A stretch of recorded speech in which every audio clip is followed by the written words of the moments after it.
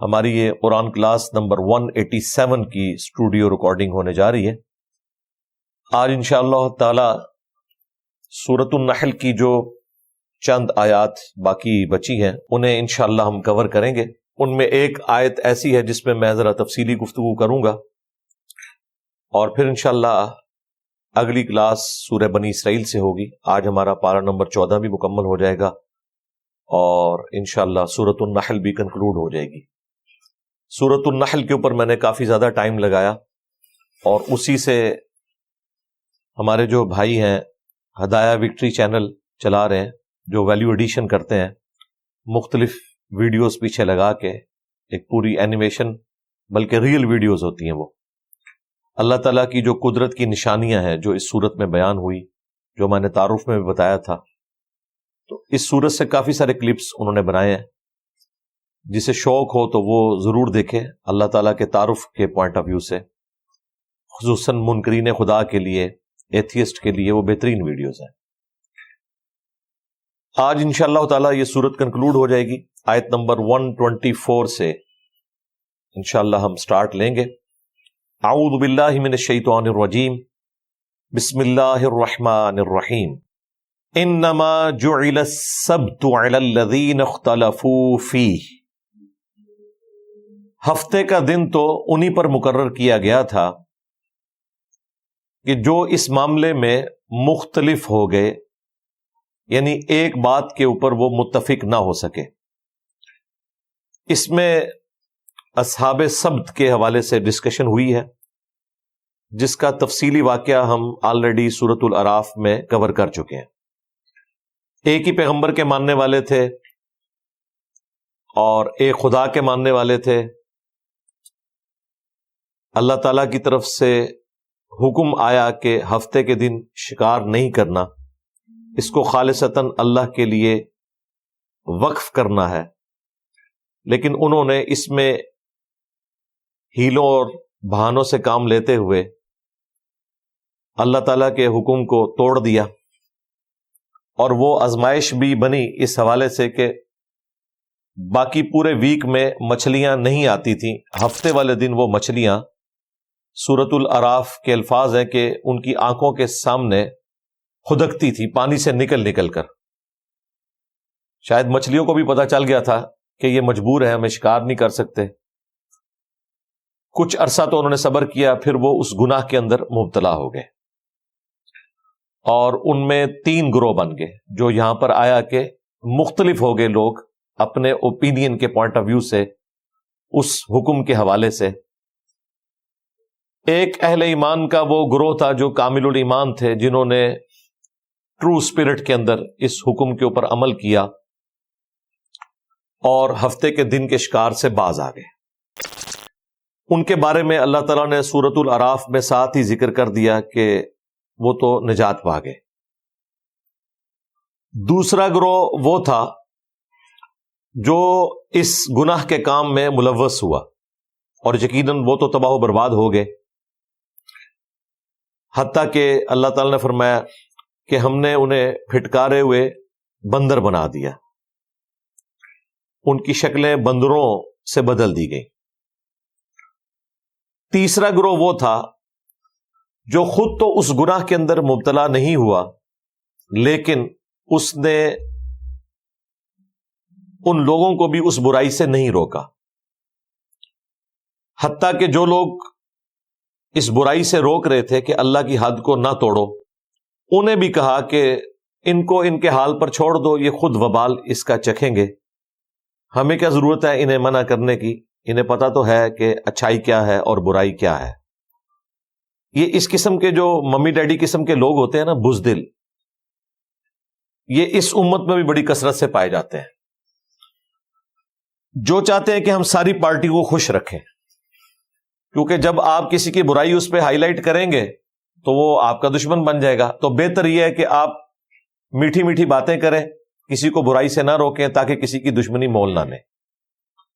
جب وہ ان لوگوں کو کہتے تھے کہ تم لوگ انہیں کیوں روکتے ہو، انہیں نہیں پتا کہ اچھا کیا ہے برا کیا ہے،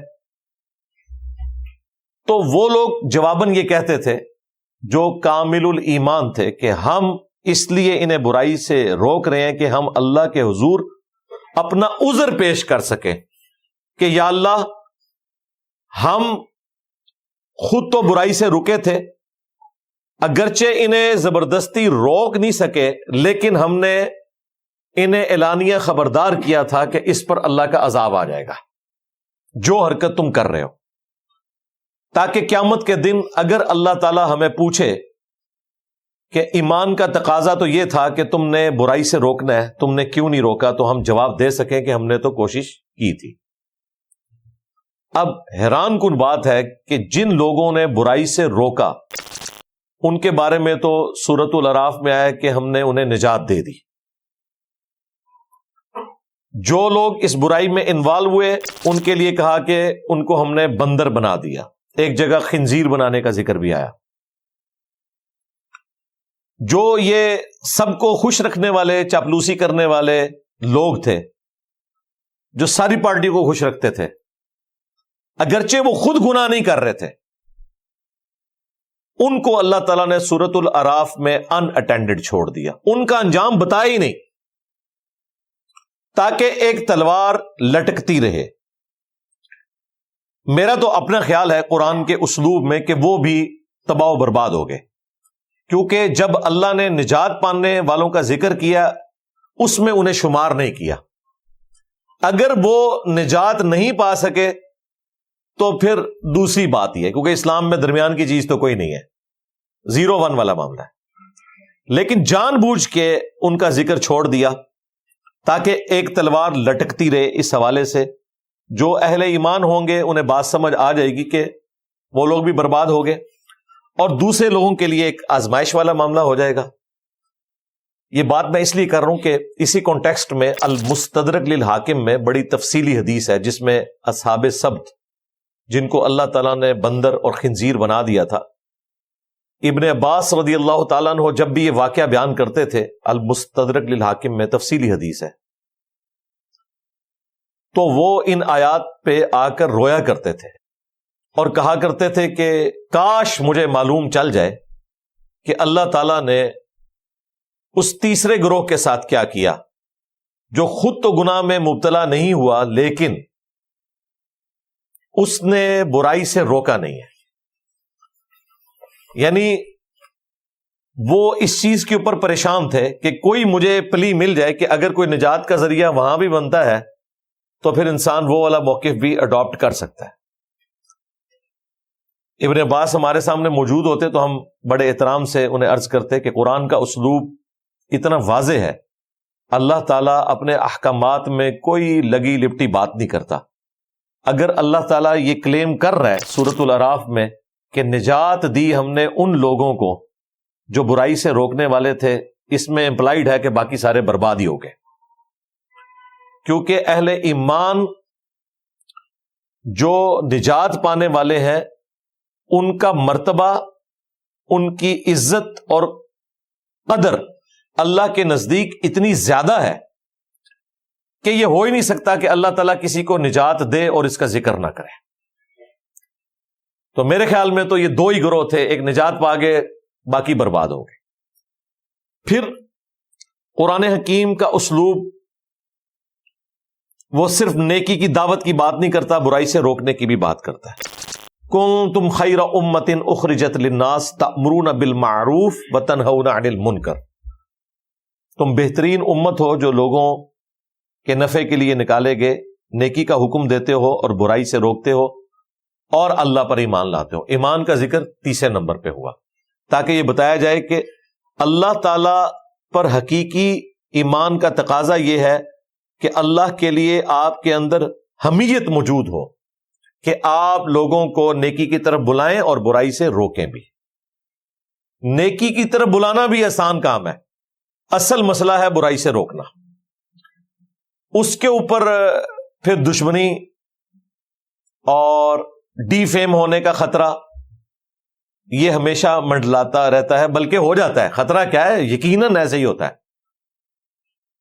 جب آپ کسی کو نیکی کی طرف بلائیں وہ برا نہیں مانتا، لیکن جیسے ہی اسے کہیں کہ یہ تم غلط کام کر رہے ہو تو بھائی یہ تو اولاد بھی ماں باپ سے سننے کے لیے تیار نہیں ہوتی ہے، اتنی ایگو آ جاتی ہے۔ پھر صحیح مسلم میں جو حدیث ہے کہ برائی کو ہو سکے تو ہاتھوں سے روکو، جو حکمران وقت کا کام ہے یا گھر میں والد کا کام ہے جس کے اختیار میں یہ چیز، ہاتھ سے نہیں روک سکتے تو زبان سے برا کہو، روکنے کی کوشش کرو۔ اب یہ کام بھی اصحاب سبت میں اس تیسرے گروہ نے نہیں کیا تھا، ان کا تھا ٹھیک ہے ان کو کرنے دو، یہ کام جنہوں نے کیا تھا اللہ نے انہیں نجات دی۔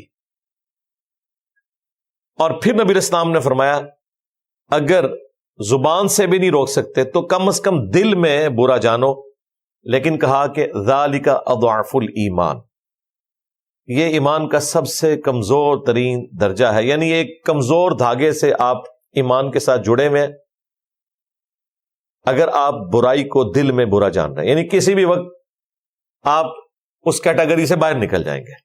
یعنی یہ کوئی اللہ تعالیٰ کو پسندیدہ نہیں ہے کہ کوئی شخص دل میں برائی کو برا جانے۔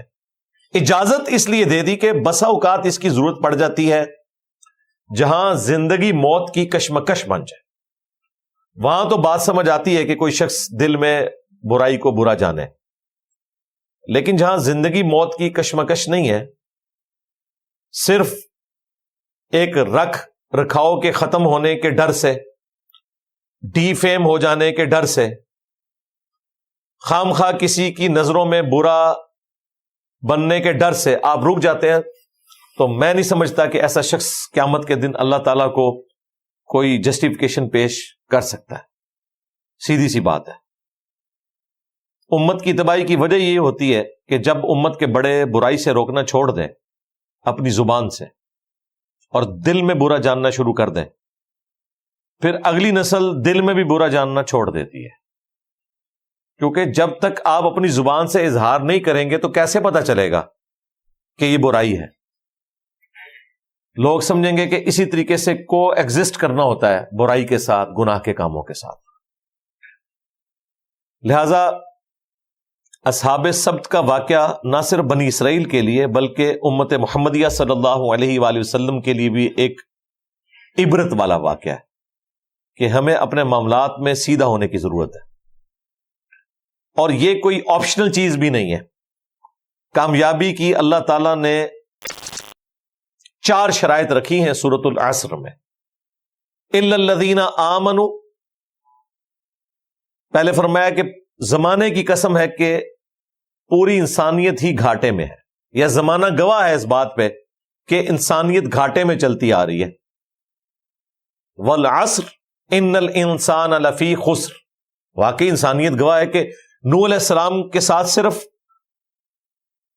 78 لوگ تھے جو نجات پا گئے، باقی تو سارے برباد ہوئے۔ یہ زمانہ گواہ ہے، زمانے نے تو یہ وقت دیکھا ہے نا، زمانے کی قسم زمانہ گواہ ہے اس بات پہ کہ پوری انسانیت گھاٹے میں ہے، سوائے ان کے کہ جو ایمان لے آئے، الا الذین آمنوا وعملوا الصالحات، اور نیک اعمال کیے۔ اگلی 2 چیزیں بہت مشکل ہیں، وتواصوا بالحق، حق بات کی وصیت کرتے رہے، وتواصوا بالصبر، اور اس کا لازمی نتیجہ یہ ہے کہ پھر جو تکلیف آنے والی ہے اس کے اوپر بھی صبر کی تلقین کرتے رہے۔ کس کو؟ یعنی جن کو آپ تلقین کر رہے ہیں نا حق بات کی، ان کو آپ ساتھ یہ بھی بتائیں گے کہ جب آپ حق کے راستے پر چلو گے یا کسی کو برائی سے روکو گے تو تم پہ تکلیف بھی آ سکتی ہے، تو ان کو پھر آپ نے صبر کی تلقین بھی ساتھ کرنی ہے۔ اور پریکٹیکلی آپ اپنے آپ کو بھی صبر کی تلقین کر رہے ہیں، کیونکہ ہو سکتا ہے کہ جسے آپ حق بات کی وصیت کر رہے ہیں وہی آپ کو صبر کے درجے پر پہنچا دے، آپ کی مخالفت کے اوپر کھڑا ہو جائے۔ تو یہ جو لولا لنگڑا قسم کا دین لیے لوگ پھرتے ہیں، جس میں آپ نے صرف نیکی کا حکم دینا ہے، برائی سے روکنا نہیں ہے، یا خود نیکیاں کرنی ہے باقی جائیں بھاڑ میں، وہ باقی نہیں بھاڑ میں جائیں گے، آپ نے بھی بھاڑ میں چلے جانا ہے ساتھ، کیونکہ آپ نے تو 4 شرائط پوری کرنی ہے کامیابی کے لیے جو اللہ تعالیٰ کی طرف سے اوبلیگیٹری ہے۔ اصحاب سبت کا واقعہ اس اعتبار سے قرآن حکیم میں ایک یونیک واقعہ ہے کہ آپ گناہ نہ کرتے ہوں لیکن گناہوں سے روکتے بھی نہ ہو تو بھی گویا کہ آپ انہی لوگوں میں شمار ہوں گے کہ جو گناہ کرنے والے ہیں، کیونکہ آپ نے اللہ تعالیٰ کے لیے اپنی غیرت حمیت نہیں دکھائی۔ تو اللہ تعالیٰ نے یہاں پہ یہودیوں کا ذکر کیا کیونکہ اس سے پہلے حضرت ابراہیم علیہ السلام کا ذکر ہوا تھا، اور یہودی اپنے آپ کو ابراہیمی کہتے تھے، ہے بھی تھے، نسلاً تو تھے، بنو اسرائیل میں سے تھے، اور دین ابراہیمی کو بھی کلیم کرتے تھے، ایک خدا کے ماننے والے تھے، اگرچہ اس میں خرابیاں آ گئی تھیں۔ تو اللہ تعالیٰ نے فرمایا کہ ہفتے کا دن تو انہی پر مقرر کیا گیا تھا جنہوں نے اس میں اختلاف کیا۔ وَإِنَّ رَبَّكَ لَيَحْكُمُ بَيْنَهُمْ يَوْمَ الْقِيَامَةِ، اور بے شک تمہارا رب ان کے درمیان فیصلہ کر دے گا قیامت کے دن، فِي مَا كَانُوا فِيهِ يَخْتَلِفُونَ، اس بات میں جس میں وہ دنیا میں اختلاف کیا کرتے تھے۔ اچھا، یہ اکثر اختلافات کے بعد اللہ تعالیٰ ذکر کرتا ہے کہ ہم قیامت کے دن ان کے درمیان فیصلہ کر دیں گے۔ اس سے بعض لوگوں نے غلط رزلٹ نکال لیا کہ دنیا میں آپ کو کسی کو سمجھانے کی ضرورت نہیں، اللہ فیصلہ کرے گا قیامت والے دن کہ کون ٹھیک ہے کون غلط ہے۔ یہ تو بڑا خطرناک کھیل کھیل رہے ہیں آپ۔ اگر قیامت والے دن ایک قادیانی کو جا کے یہ پتا چلا کہ دنیا میں ختم نبوت کے نام کے اوپر جو مجھے دھوکہ دیا گیا تھا یہ تو کفری عقیدہ تھا، تو اس وقت تو فیصلہ اس کے لیے ہو جائے گا جہنم کا۔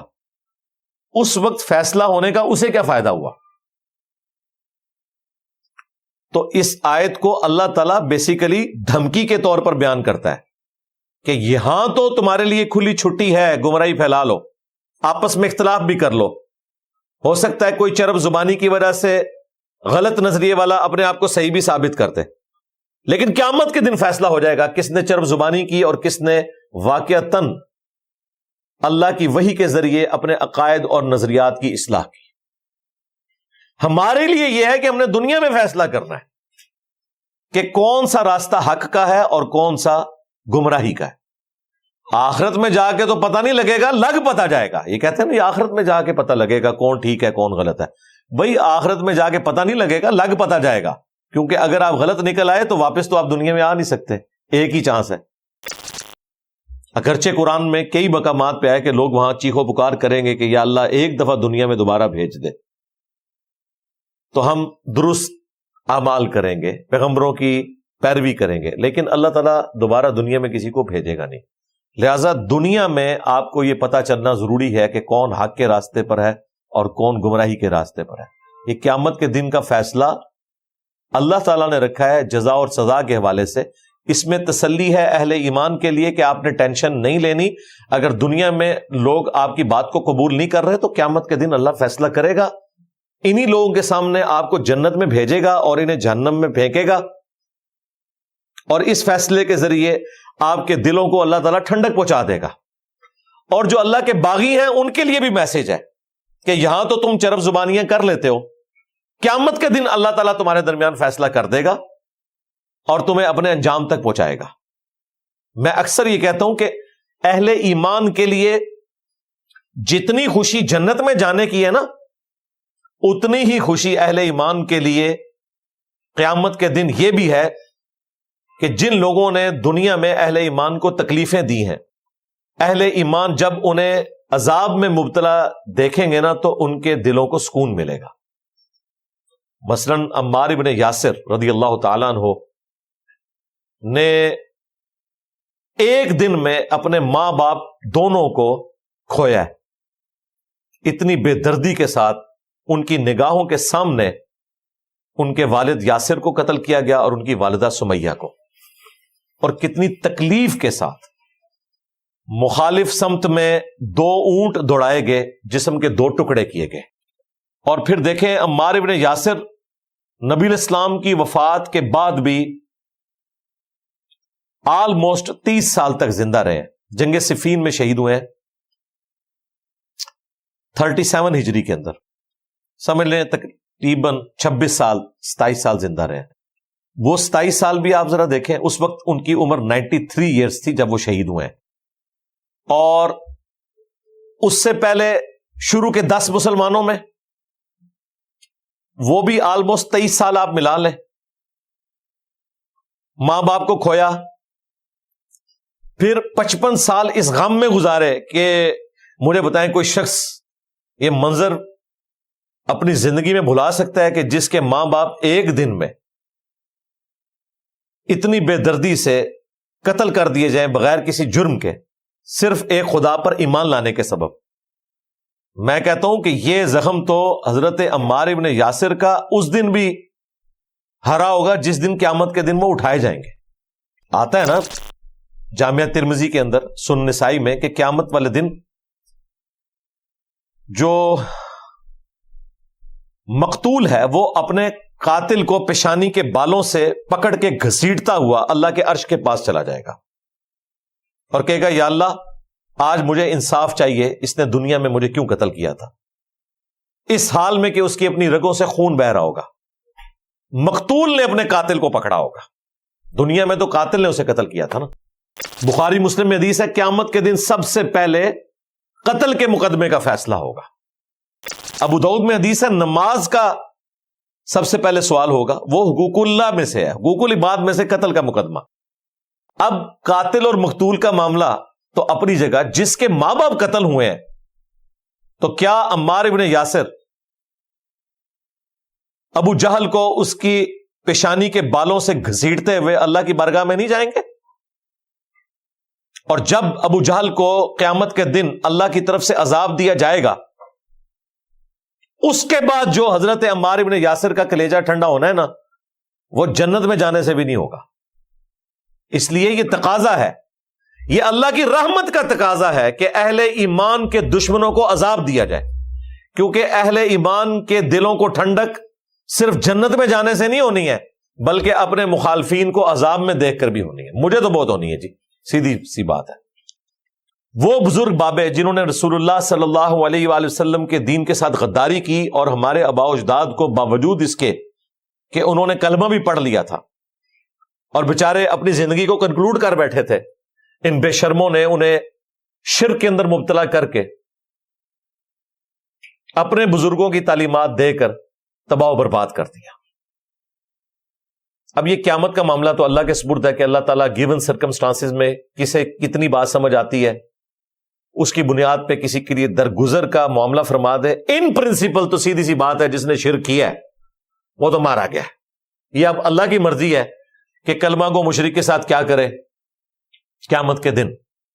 ان پرنسپل تو یہی ہے کہ اس کا انجام جہنم ہونے والا ہے۔ اس لیے جو لوگ اللہ تعالیٰ کے باغی ہیں، مجرم ہیں، ان لوگوں کی سزاؤں کو دیکھ کر بھی اہل ایمان کو خوشی ملے گی۔ پارہ نمبر 30 میں آتا ہے نا کہ دنیا میں اہل ایمان کا یہ مذاق اڑایا کرتے تھے، اب اہل ایمان جو ہیں وہ تختوں پہ بیٹھے ہوئے، تکیوں پہ ٹیک لگائے ہوئے ان کا مذاق اڑا رہے ہوں گے۔ یہ تو قرآن میں رپورٹ ہوا ہے، یہ صرف میری تھیوری نہیں ہے، یہ پریکٹیکل ہے۔ وہ کافروں کا مذاق اڑائیں گے، اور جسٹیفیکیشن اس کی موجود ہے۔ انہوں نے دنیا میں اللہ کے لیے تکلیفیں کاٹی ہیں، ان تکلیفوں کا ازالہ اسی صورت میں ہے کہ جو تکلیفیں ان کو کافروں نے دنیا میں دی، وہی تکلیف وہ دیں ان کو، چاہے وہ کافر ہوں یا اہل ایمان میں سے ہوں، فاسقین ہوں۔ رہا درگزر والا معاملہ، وہ ایک الگ چیز ہے، وہ اللہ کا اور بندوں کا معاملہ ہے، لیکن ان پرنسپل یہ بڑا خطرناک معاملہ ہے۔ اب میرے بھائیوں، جو آیت آ رہی ہے سورۃ النحل کی آیت نمبر 125، یہ آیت مبارکہ میں نے اپنی سینکڑوں ویڈیوز میں کوٹ کی ہے، حتیٰ کہ جو ریسرچ پیپر لکھا امام الانبیاء کی دعوت قرآن، اس میں میں نے 50 آیات سلیکٹ کی تھی جو ایک مسلمان کو زبانی یاد ہونی چاہیے، یا ایٹ لیسٹ ان کا ریفرنس پتا ہو تاکہ وہ دعوت و تبلیغ کا کام کر سکے۔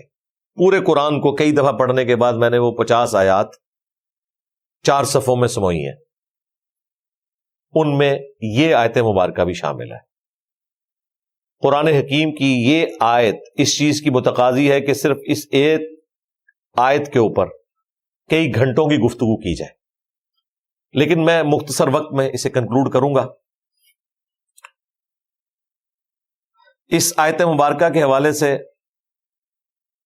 پچھلی دفعہ جب قرآن کلاسز ریکارڈ ہوئی تھیں تو میں نے مسئلہ نمبر 124 ABCD 4 لیکچر 1.5 گھنٹے کے ریکارڈ کرائے تھے صرف ایک آیت کے اوپر، اور اس میں جو 10 الزامات ہماری دعوت حق پہ علماء نے لگائے تھے، یہ میں 2015 کی بات کر رہا ہوں، ان کو میں نے جواباً ریکارڈ کروایا تھا 2015 اور 16 میں، اسی آیت مبارکہ کے کانٹیکسٹ میں 4 قرآن کلاسز ہوئی تھی۔ آج میں اسے مختصراً ذکر کروں گا۔ ادعو الی سبیل ربک بالحکمہ، بلاؤ اپنے رب کے راستے کی طرف حکمت کے ساتھ، والموعظۃ الحسنہ، اور واز بھی کرو تو اچھے طریقے سے، اچھی نصیحت کے ساتھ لوگوں کو اللہ کی طرف بلاؤ،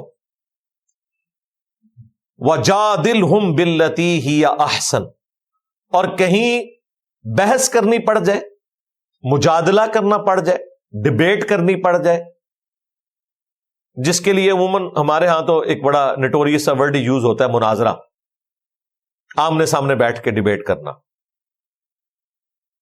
اور وہ بھی بدتمیزی کے اوپر مبنی ہوتا ہے، گالی گلوچ پہ ہی اٹھتے ہیں، لانتے بھیج کے ایک دوسرے پہ اٹھتے ہیں۔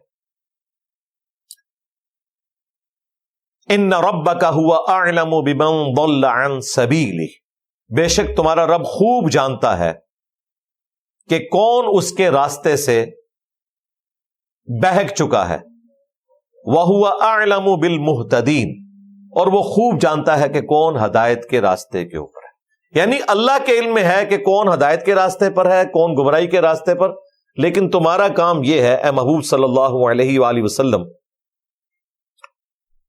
کہ اپنے رب کے راستے کی طرف لوگوں کو بلاؤ۔ ظاہر ہے رسول اللہ کے ذریعے پوری امت کو خطاب ہے۔ اب یہ جو آیت مبارکہ ہے، ادعو الی سبیل ربک بالحکمہ والموعظۃ الحسنہ وجادلہم باللتی ہی احسن، اس میں 3 موڑ بیان ہوئے ہیں دعوت حق کے۔ نمبر 1، لوگوں کو اللہ کی طرف بلانا ہے حکمت کے ساتھ،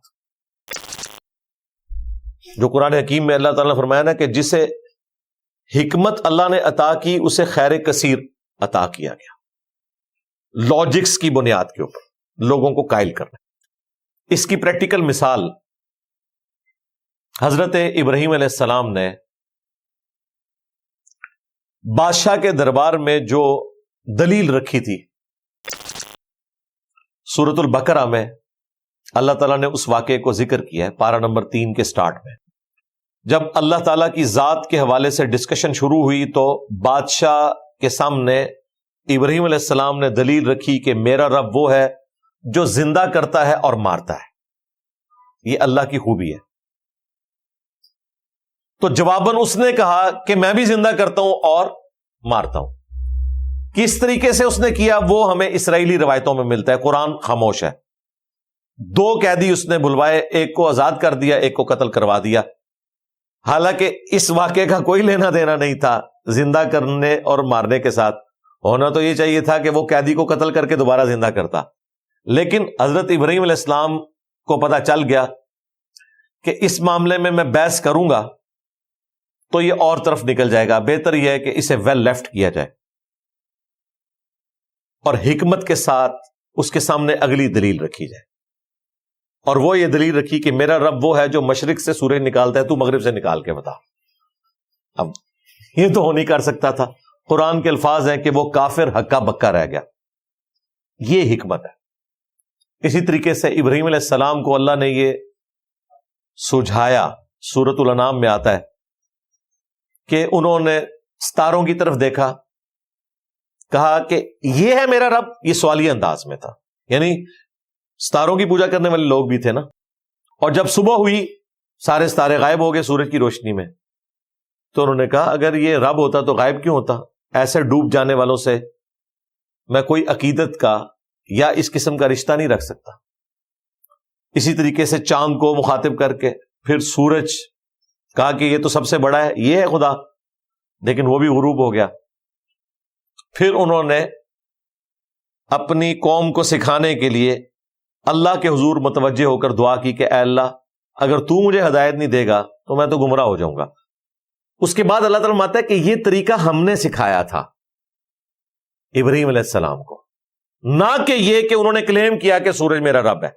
کیونکہ یہاں کئی لوگوں نے چشتی رسول اللہ کا دفاع کرنے کے لیے یہ کہا کہ امتحاناً کلمات کفر بھی بولے جا سکتے ہیں.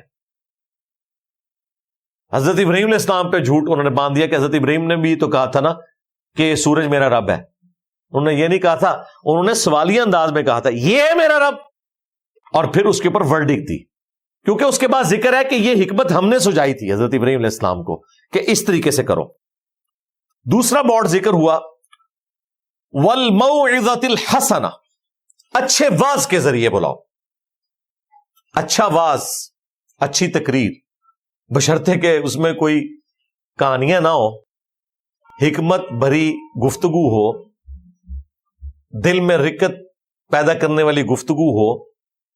اس قسم کے اوریجنل واقعات بھی موجود ہیں، وہ بھی بیان کیے جا سکتے ہیں. قرآن حکیم میں اس قسم کے واقعات موجود ہیں. حضرت یوسف علیہ السلام کی پوری جو بایوگرافی آئی ہے سورہ یوسف میں، وہ تو انسان جتنی بار پڑھتا ہے نا دل پسی جاتا ہے کہ اللہ تعالیٰ اپنے نیک بندوں کو کیسی کیسی آزمائش میں مبتلا کرتا ہے. تو اچھے واز کے ذریعے بھی اللہ کی طرف بلایا جائے. ابراہیم علیہ السلام نے یہ کام بھی کیا. سورہ مریم میں انہوں نے اپنے باپ، اور اس میں اختلاف ہے کہ وہ باپ ان کے والد تھے یا چچا تھے، کیونکہ چچا کے لیے بھی باپ کا ورڈ استعمال ہوتا ہے. اس وقت یہ زیر بحث نہیں، بہرحال وہ باپ تھے، وہ مشرک تھے. آزر ان کا نام تھا. انہیں اللہ کی طرف بلایا اور اتنی پیار اور محبت کے ساتھ اچھا واز کیا. وہ الفاظ اللہ تعالیٰ نے سورہ مریم میں نقل کیے ہیں. وہ الفاظ کیا ہیں کہ ابراہیم علیہ السلام نے کہا اذ قال لأبیہ، جب انہوں نے اپنے باپ سے کہا یا ابتی لم تعبد ما لا يسمع ولا يبصر، آپ ایسی چیزوں کو کیوں پوجتے ہیں جو نہ سن سکتی ہیں نہ دیکھ سکتی ہیں، یعنی یہ بت. ولا یغنی عنک شیئا، اور وہ آپ کے کسی کام بھی نہیں آ سکتے. بابت شاہی کوئی نہیں، یہ وہی ہے شیئا، کوئی شاہی نہیں. اتنی سی چیز کے لیے بھی آپ کو وہ فائدہ نہیں پہنچا سکتی. یا ابتی، اے ابا جان، انی قد جاءنی من العلم، بے شک میرے پاس تو علم کی بات آئی ہے، ما لم یأتک، جو آپ کے پاس نہیں آئی. فاتبعنی اہدک صراطا سویا، تو آپ میری اتباع کریں، میں آپ کو سیدھے راستے کی طرف لے کر جاؤں گا. یا ابتی، اے میرے ابا جان، یہ دیکھیں تیسری دفعہ آیا یا ابتی یا ابتی. لا تعبد الشیطان، شیطان کی عبادت نہ کریں. عبادت یعنی اس کا حکم نہ مانیں. ان الشیطان کان للرحمن عصیا، بے شک شیطان تو اپنے رب کا، رحمان کا پکا نافرمان ہے. یا ابتی، اے میرے ابا جان، انی اخاف ان یمسک عذاب من الرحمن، مجھے اس بات کا خوف ہے کہ رحمان کی طرف سے کوئی عذاب نہ آپ کو پکڑ لے اگر آپ نے یہ بت پرستی اور یہ شرک جاری رکھا. فتکون للشیطان ولیا، تو شیطان پھر آپ کا ولی ہو جائے، آپ اس کے ولی ہو جائے، جو انجام اس کا ہونے والا ہے وہی آپ کا ہو جائے. یہ انہوں نے یا ابتی یا ابتی، اے ابا جان اے ابا جان، کوئی بدتمیزی نہیں کی. لیکن ابے کہاں ہوتے ہیں سمجھنے والے؟ وہ پیغمبر کے ابے کیوں نہ ہو، سوائے ان کے کہ جن کو اللہ تعالیٰ توفیق دے دے. کتنا پیارا واز تھا. جواب میں انہوں نے کیا کہا ابا جی نے؟ قالا، تو وہ بولا اراغب انت عن آلہتی یا ابراہیم، اے ابراہیم تو مجھے میرے خداؤں سے دور کرنا چاہتا ہے؟ لئن لم تنتہی، اگر تو ان باتوں سے باز نہ آیا، اس دعوت حق سے نہ ہٹا، لارجمنک، تو میں ضرور تجھے سنسار کر دوں گا. یہ دیکھیں باپ بیٹے کو کہہ رہا ہے کہ تجھے پتھر مار مار کے تباہ و برباد کر دوں گا. وَاہْجُرْنِی مَلِیًّا، اور اب تو ایک لمبے عرصے کے لیے میری نگاہوں سے دور ہو جا، نہیں تو میں نے تجھے مار دینا ہے، اور لمبے عرصے کے لیے میرے سامنے نہیں آنا. قال سلام علیک، تو انہوں نے جواب میں کہا کہ آپ پر سلامتی ہو، ساستغفر لک ربی، ان قریب میں اپنے رب کے حضور آپ کے لیے دعا کروں گا، انہ کان بی حفیہ، بے شک وہ مجھ پر بڑا مہربان ہے۔ لیکن یہ بھی پھر اللہ تعالیٰ نے بعد میں منع کر دیا سورہ توبہ میں کہ جو شرک کی حالت میں مر گیا اب اس کے لیے دعا بھی نہیں کرنی، زندگی میں کر سکتے ہیں، بعد میں نہیں کر سکتے۔ اس سے یہ بھی پتا چلا کہ آپ جتنا مرضی اچھا واز کر لیں، جب سامنے بیٹھے ہوئے لوگ بات ماننا نہیں چاہتے، چاہے وہ آپ کا باپ ہی کیوں نہ ہو جو آپ کی عادت سے بھی واقف ہے، اس کے باوجود وہ بات قبول نہیں کرے گا اگر وہ ضد اور ہٹ درمی پر اڑا ہوا ہے۔ تو یہ اچھے باز کی مثال۔ تیسرا موڈ ذکر ہوا تھا وَجَادِلْهُمْ بِالَّتِي هِيَ أَحْسَنُ، اور مجادلہ کرو ان کے ساتھ احسن طریقے کے ساتھ۔ مجادلہ یعنی ترکی بدترکی گفتگو، ڈیبیٹ، وہ بات کریں اسی لیول کا انہیں الزامی جواب، جسے میں پھکی کہتا ہوں، اینٹی وینم کہتا ہوں، لیکن وہ بھی باللتی ہی یا احسن انداز میں ہونی چاہیے، اس میں گالی گلوچ نہ ہو۔ لیکن یہ نیچرل چیز ہے، جب مجادلہ ہوگا نا، آپ گالی نہ بھی نکالیں اگلے کو گالی لگنی ہے، کیونکہ مجادلہ ہو رہا ہے نا۔ یہ مجادلہ حضرت ابراہیم علیہ السلام نے بھی کیا۔ دیکھیں میں نے یہ تینوں موڈ میں حضرت ابراہیم علیہ السلام کو رول ماڈل کے طور پر پیش کیا، کیونکہ یہ جو رکوع کا آغاز ہی اللہ تعالیٰ نے ابراہیم علیہ السلام سے کیا تھا، ان ابراہیم کان امۃ قانتا للہ حنیفا۔ تو میں نے ضروری سمجھا کہ حضرت ابراہیم جو ہمارے لیے رول ماڈل ہیں، انہی کی زندگی سے وہ مثالیں پیش کی جائیں جو قرآن میں آئی ہیں۔ اب یہ جو مجادلے کی مثال ہے نا، یہ تو کمال کی مثال ہے، وہ ہے سورۃ الانبیاء کے اندر، بڑا مشہور واقعہ ہے، وہ بھی کمال کا واقعہ ہے کہ حضرت ابراہیم علیہ السلام نے جب ان کی قوم ایک سالانہ میلے کے اوپر گئی ہوئی تھی، پیچھے سے انہوں نے ایک کلہاڑا لے کر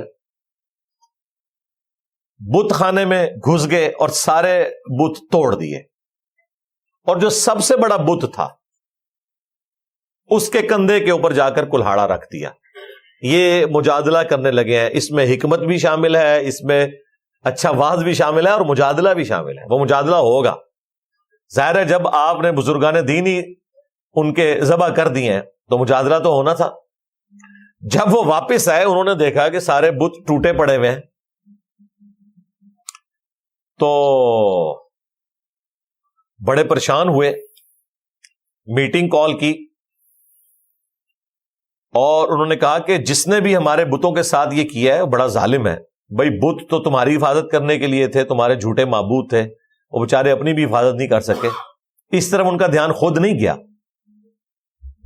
تو جب انہوں نے میٹنگ کی نا تو اس میں پھر بات سامنے آئی، قالوا سمعنا فتى یذکرہم یقال له ابراہیم۔ انہوں نے کہا کہ ہم کچھ عرصے سے سن رہے تھے کہ ایک نوجوان لڑکا ہے یہاں پہ جو برائی کے ساتھ ان بتوں کا ذکر کرتا تھا۔ برائی یہ نہیں ہے کہ وہ مطلب کوئی گالیاں نکالتا تھا، وہ یہی کہتا تھا کہ یہ بت کس کو کیا فائدہ دے سکتے ہیں، کسی کو کیا نقصان پہنچا سکتے ہیں، کیا نفع دے سکتے ہیں۔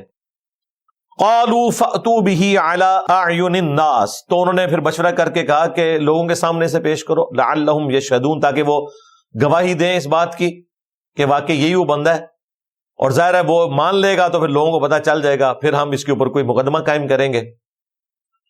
اب ابراہیم علیہ السلام کو بلایا گیا، قالوا اانت فعلت هذا بآلہتنا یا ابراہیم، تو انہوں نے کہا کہ اے ابراہیم، کیا تو نے ہمارے معبودوں کے ساتھ یہ سلوک کیا، یہ سارے مزارات تم نے گرائے ہیں آج کے دور میں، یہ سارے بزرگان دین ان کے ساتھ یہ سلوک تم نے کیا؟ قال بل فعلہ کبیرہم ھذا، تو انہوں نے کہا بلکہ یہ تو ان کے اس بڑے نے کیا ہوگا۔ بڑے بت کا لفظ نہیں استعمال کیا، بڑے کا، اور یہ توریہ تھا، یہ جھوٹ نہیں تھا، یہ ذو معنی جملہ تھا جس کے دو معنی بنتے ہیں، کہ ان کے بڑے نے کیا یعنی ایسا جو طاقت میں ان سے بڑا ہے، یعنی کہ میں ڈائریکٹ اپنا نام نہیں لیا، اور انہیں یہ میسج کنوے کرنے کی کوشش کی کہ یہ بڑے بت نے کیا کیونکہ کلاڑا اس کے کندھے کے اوپر رکھا ہوا تھا، تاکہ یہ سوچیں، کیونکہ اس کے شروع میں آیا کہ وہ توڑنے کے بعد انہوں نے کلاڑا رکھا بڑے بت کے اوپر تاکہ یہ سوچیں، کیونکہ پورا پلان تھا نا مجادلہ کرنے کا. فَاسْأَلُوهُمْ إِن كَانُوا يَنطِقُونَ، ان کا اگر یہ بت جو ماشاءاللہ شہید ہو چکے ہیں ان سے پوچھو اگر یہ بول سکتے ہیں تو. فَرَجَعُوا إِلَىٰ أَنفُسِهِمْ، تو اب یہ پھکی والا جواب سن کے وہ اپنے جی میں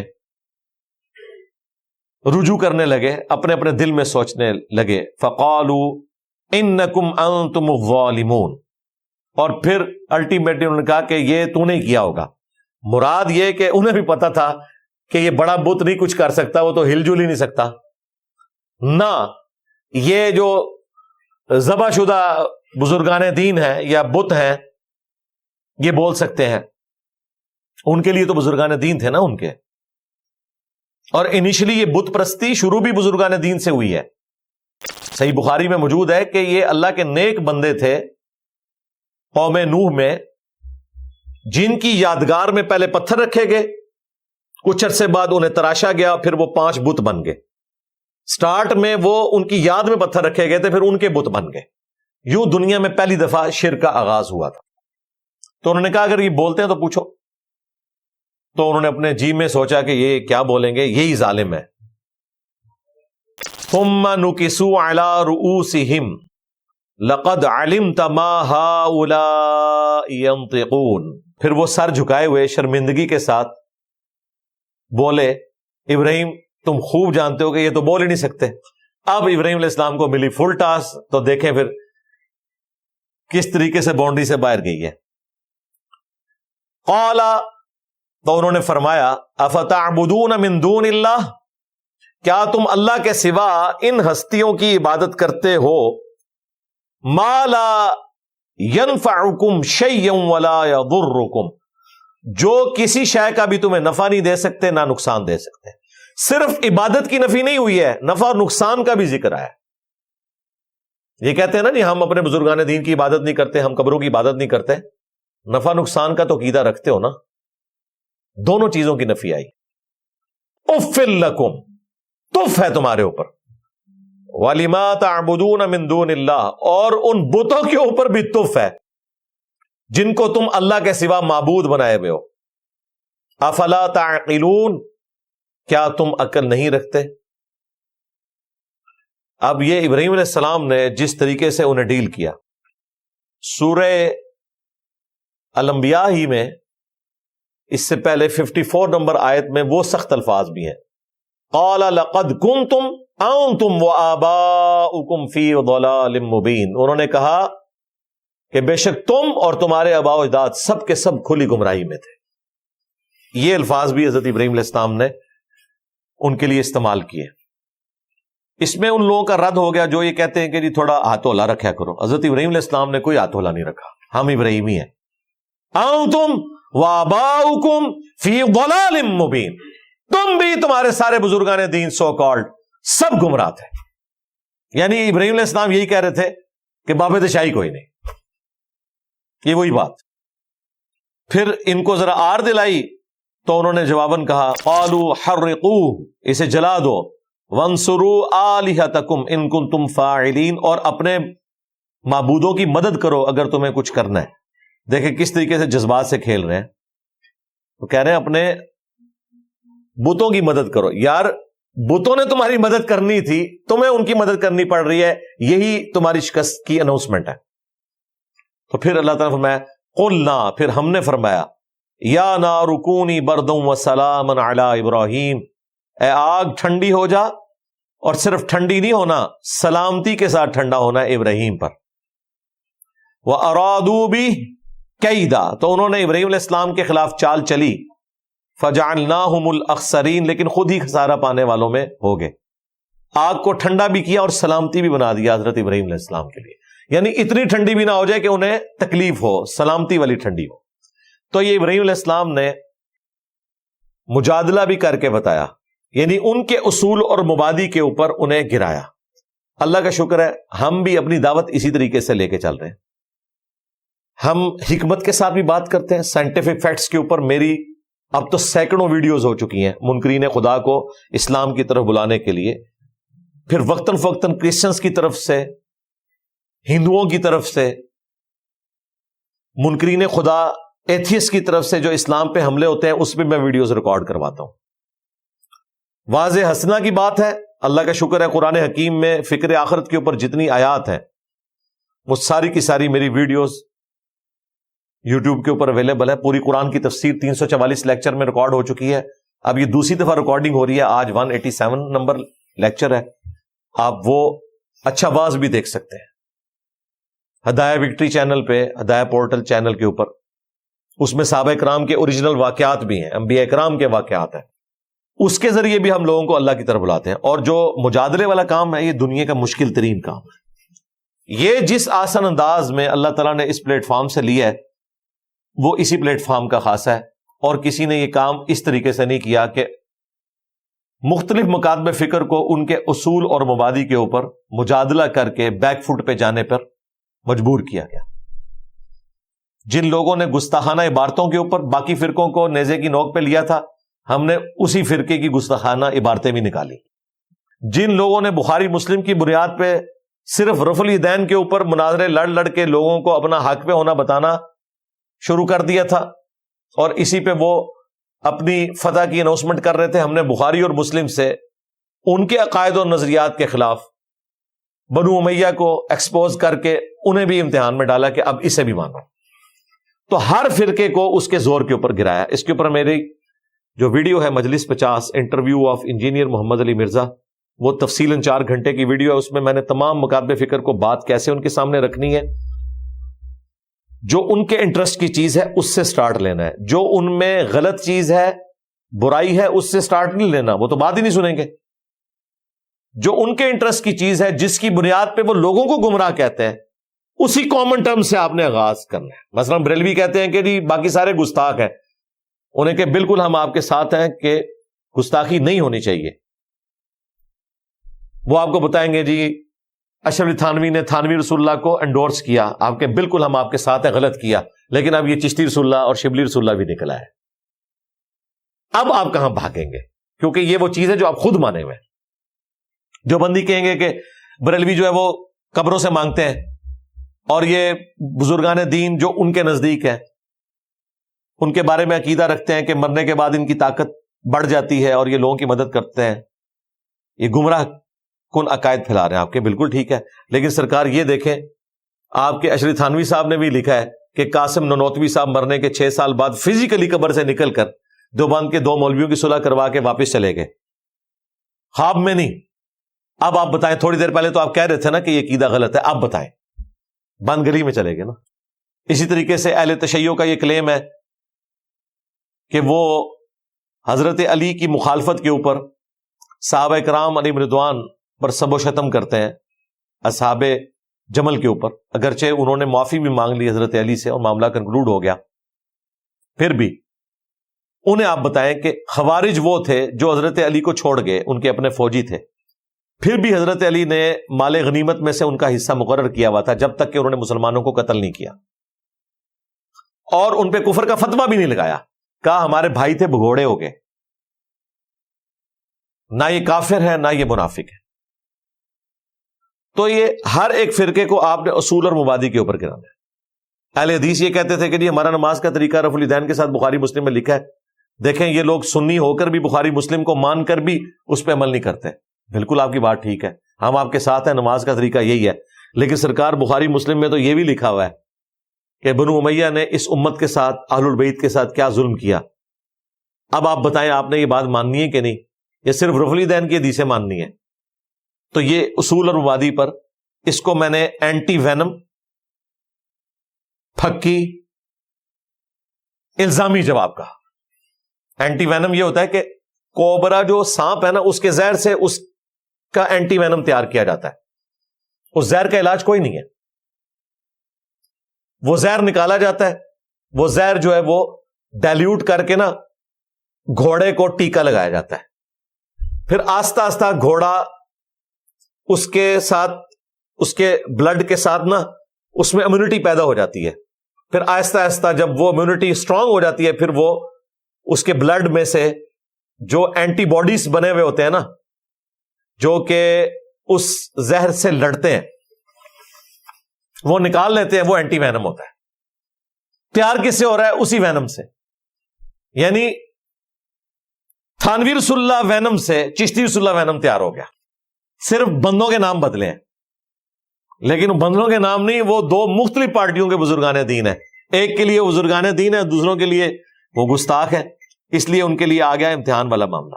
تو یہ اللہ کا شکر ہے ہم نے کیا ہے. مشکل کام تھا، اللہ تعالیٰ نے لیا ہے، کیونکہ اس کے ساتھ جان کا رسک جڑا ہوا ہے اور ڈی فیم ہو جانے کا خطرہ جڑا ہوا ہے.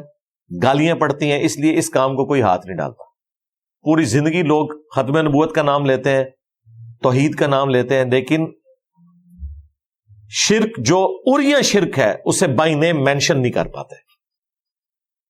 اس کی وجہ سے لوگ ان کی بات سن کے بھی اسی عقیدے پہ رہتے ہیں جس پہ وہ پہلے تھے، صرف ان کی گفتگو کو انجوائے کرتے ہیں. لیکن اللہ کا شکر ہے ہمارا کوئی چھوٹا سا کلپ بھی کسی کے موبائل میں چلا جائے نا، تو ایک بار بندے ہل جاتے ہیں کہ یار یہ کون ہے جو اتنے کانفیڈنس سے بول رہے ہیں. میرے نبی سا ہے ہی کوئی نہیں، تیرے بابے تھے شاہ ہی کوئی نہیں. وہ ظاہر ہے اس کے آگے پیچھے میں پھر وہ بات کر کے اس کو کنکلوڈ کرتا ہوں. یہ وہ کام ہے جو مجادلہ ہے. اللہ کے فضل سے یہ کیا ہے، اللہ تعالیٰ اسے قبول فرمائے اور اس میں اگر کوئی غلطی ہوئی ہے تو درگزر فرمائے، اور آئندہ بھی حکمت کے ساتھ اپنے معاملات کو لے کے چلنے کی توفیق عطا فرمائے. یہ 3 موڈ ذکر کر کے اگلا حصہ میں آیت کا آلریڈی کور کر چکا ہوں کہ اللہ تعالیٰ خوب جانتا ہے کون گمراہی پر ہے، اس کے راستے سے بہکا ہوا ہے، اور وہ خوب جانتا ہے کہ کون ہدایت پہ ہے. یعنی تمہارا کام یہ ہے کہ تم نے اللہ کی طرف بلانا ہے. اللہ کو پتا ہے کہ کون گمراہی اور ہدایت پہ ہے، وہ قیامت والے دن فیصلہ کرے گا. دنیا میں تمہارا کام یہ ہے کہ تم نے ادعو الی سبیل ربک بالحکمہ والموعظۃ الحسنہ وجادلہم باللتی ہی احسن. یہ کام تم نے کرنا ہے. وَإِنْ عَاقَبْتُمْ فَعَاقِبُوا بِمِثْلِ مَا عُوقِبْتُمْ. اگر تم کسی کو سزا دو تو بس اتنی ہی سزا دو جتنی اس نے تمہیں تکلیف دی ہے. جو سورہ المائدہ میں بھی آیا کہ آنکھ کے بدلے آنکھ، ناک کے بدلے ناک، دانت کے بدلے دانت، کان کے بدلے کان، ہر زخم کے بدلے اسی لیول کا زخم، اس سے زیادہ نہیں آپ دے سکتے. ما عوقبتم بہ، جو انہوں نے تکلیف پہنچائی اسی لیول کی. وَلَئِن صَبَرْتُمْ، اور اگر تم صبر اختیار کرو گے، لَهُوَ خَيْرٌ لِلصَّابِرِينَ، تو صبر کرنے والوں کے لیے اس سے بہتر چیز تو کوئی ہو نہیں سکتی. صبر کے لیے یہ ضروری نہیں ہے کہ آپ بدلہ نہ اتاریں، بدلہ اتار کر بھی صبر ہو سکتا ہے. اس تکلیف پر جو اللہ کی طرف سے آئی آپ صبر کریں. بدلہ لینا آپ کا حق ہے، کیونکہ تکلیف جو آپ پہ آئی ہے وہ تو نہیں ختم ہوئی نا. اگر کسی شخص کا بیٹا قتل ہو گیا ہے تو یہ تکلیف تو اس کی کبھی بھی ختم نہیں ہوگی، اس پہ تو اسے صبر کرنا ہوگا. یہ تکلیف ایون وہ قاتل کو پھانسی بھی چڑھوا دے تب بھی نہیں جا سکتی، بیٹا تو اس کا واپس نہیں آنا. لہٰذا یہ نہ سمجھیے گا کہ صبر کا مطلب یہ ہے کہ تم معافی کی روش اختیار کرو. یہ آپ کا رائٹ ہے کہ آپ معاف کرنا چاہتے ہیں کریں، نہیں کرنا چاہتے ہیں نہ کریں، وہ آپ کا رائٹ ہے. اگر معاف کریں گے، وہ سورہ شورا میں آیا کہ اگر کوئی معاف کر دے گا اس کے اگینسٹ پھر اللہ تعالیٰ مزید اجر قیامت والے دن دے گا. لیکن یہ آپ کی مرضی ہے، یہ اللہ تعالیٰ نے آپ کو کوئی اس پہ مجبور نہیں کیا. وَاصْبِرْ، اور اے محبوب صبر کرو. وَمَا صَبْرُكَ إِلَّا بِاللَّهِ، اور تمہارا صبر بھی اللہ کی توفیق سے ہی ہوگا. وَلَا تَحْزَنْ عَلَيْهِمْ، اور ان پر غم نہ کھاؤ جو تمہاری دعوت حق کو قبول نہیں کر رہے. وَلَا تَكُ فِي ضَيْقٍ مِّمَّا يَمْكُرُونَ، اور نہ ان کے فریبوں کی وجہ سے اپنے دل میں کوئی تنگی محسوس کرو کہ کہیں میری دعوت حق کو نقصان نہ پہنچا دیں. تم سچائی کے ساتھ اپنی دعوت کو بیان کرو، اللہ تعالیٰ کی مدد تمہارے ساتھ ہے. کوفت ضرور ہوتی ہے، قرآن میں کئی جگہ یہ بھی آیا کہ ان کی باتوں سے نبی تمہیں کوف ضرور ہوگی، لیکن at the end of the day تمہاری جیت ہوگی. دنیا میں بظاہر نہ بھی ہوئی، آخرت میں تو ہونے والی ہے. تو آپ نے اپنے آپ کو اس غم میں مبتلا نہیں کرنا کہ لوگ حق نہیں قبول کر رہے، اور نہ اس غم میں پڑنا ہے کہ یہ جو اسلام کے خلاف سازشیں کر رہے ہیں اس کی وجہ سے یہ ہو جائے گا. تم نے اپنا کام کرنا ہے، یہ اپنی مکارانہ چالیں چلتے رہے، اللہ تعالیٰ اہل حق کا ساتھ دے گا. ان اللہ مع الذین اتقوا، بے شک اللہ تعالی ساتھ ہے ان لوگوں کے جو تقوی کی روش اختیار کرتے ہیں. اللہ کی مدد ان کے ساتھ ہے جو خدا سے ڈرنے والے لوگ ہیں. والذین هم محسنون، اور وہ لوگ جو کہ نیکوکاری کی روش اختیار کرتے ہیں، درجہ احسان کے اوپر پہنچے ہوئے لوگ ہیں، اللہ تعالیٰ ان کی مدد فرمانے والا ہے. یعنی نبی الاسلام اور ان کے جانثار اہل البیت علیہم السلام اور جانثار صحابہ کرام علیہم رضوان سب کو تسلی دی جا رہی ہے کہ اللہ تمہارے ساتھ ہے، اور at the end of the day تمہاری کامیابی ہونے والی ہے، دنیا میں بھی اور آخرت میں بھی. اور دنیا نے دیکھا، ابھی تو آخرت میں جب لوگ اجر دیکھیں گے تو اس اجر کے تو کیا کہنے. الحمدللہ یہاں پہ ہمارا پارہ نمبر 14 بھی مکمل ہوا اور سورۃ النحل بھی کمپلیٹ ہوئی.